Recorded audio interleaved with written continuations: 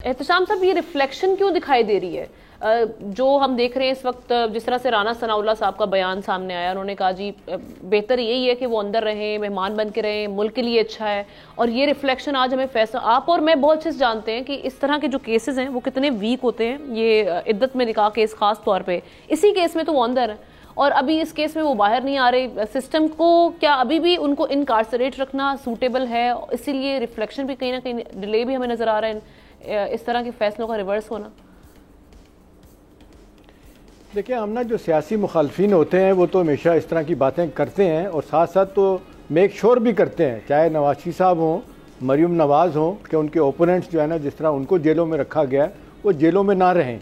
वो तो पूरी पार्टी को दहशतगर्द तंजीम कहते हैं, हम नहीं कहते। उनका ये कहना था कि ये कतई तौर पर किसी किस्म की रियायत के हकदार नहीं है। इसी तरह राना सनाउल्लाह ने कहा, इसके बाद कुछ और लोगों ने भी इस तरह की बातें की।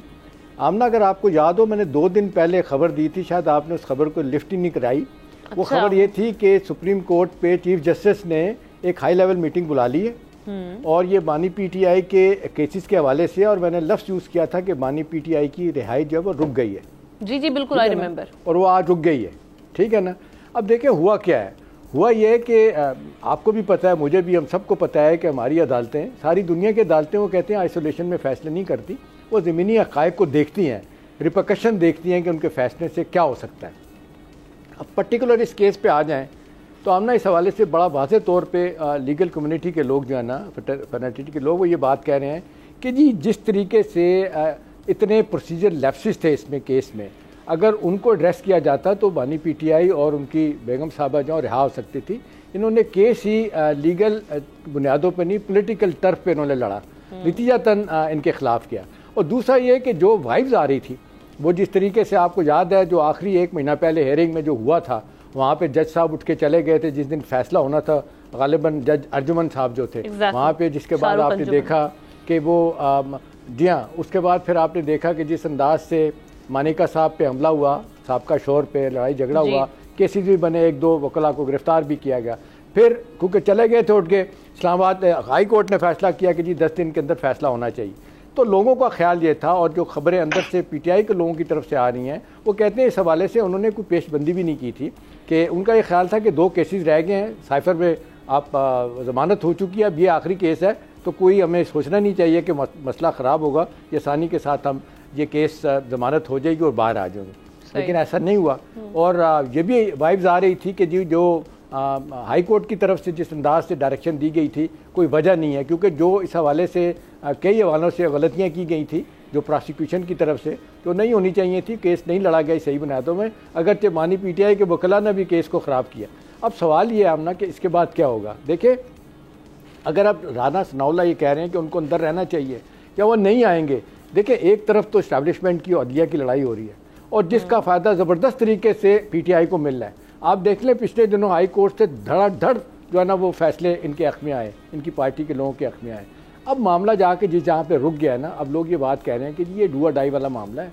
शेख रशीद तो कहते हैं कबर 1 है, बंदे 3 हैं, मुझे नहीं पता तीसरा कौन उन्होंने सामने रख लिया अपने। लेकिन असल मसला ये है कि जी इस वक्त लोगों का ख्याल है, और मैं आपको ये दावे से कह सकता हूँ आमना, पीटीआई के लोग ये बात कह रहे हैं कि जो शहबाज शरीफ साहब ने, जिसका दिन में लगारी साहब ने भी जिक्र किया था, कि जो पार्लियामेंट में जाके हाथ मिलाया जिस तरीके से असद कैसर साहब से और मुसाफा किया और उमर यूब साहब से, और उनको कहा कि आए मिलके बैठ के बात करते हैं और मामला जो भी तय करने। अच्छा आमना, मैं आपसे सवाल करता हूँ, आप भी माशाल्लाह समझदार बहुत हो गई हैं प्रोग्राम कर करके, आप मुझे बताएं, दुनिया का कोई तरीका है कि आप बातचीत किए बगैर हल कर सकते हो? आपने form 46 communication is the only 47 वाली हुकूमत है, यही है ना।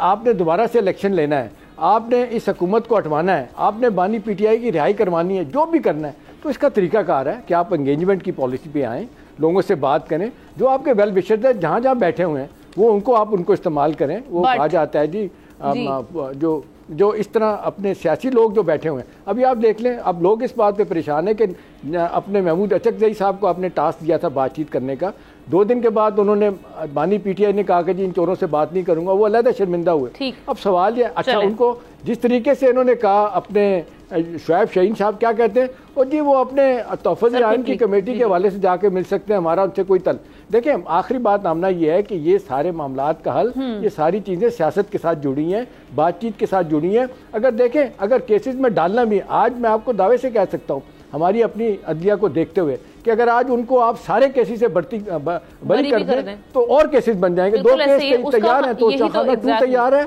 और इस तरह और भी केसेस तैयार हैं। लेकिन सब्सक्राइब करें और बेल दबाएं ताकि कोई खबर रह न जाए।